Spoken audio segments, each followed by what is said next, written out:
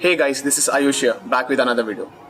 Until last year, it was very difficult to convert our offline sheets into Excel sheets. It's 2020, and here we are, back with the new hack which can help you convert your offline sheets into Excel sheets in minutes. But before we start the video, I would suggest you to hit the subscribe button and bell icon so that you get notified each time we upload a new video.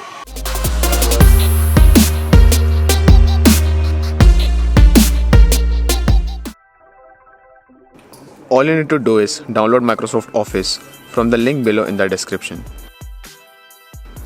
Then open Microsoft Office. Here click on Action and select Image to Table. Capture the image containing tables.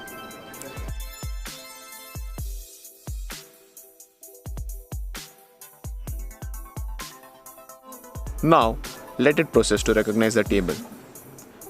Here you go. You have successfully transferred an offline sheet to an Excel sheet in few clicks.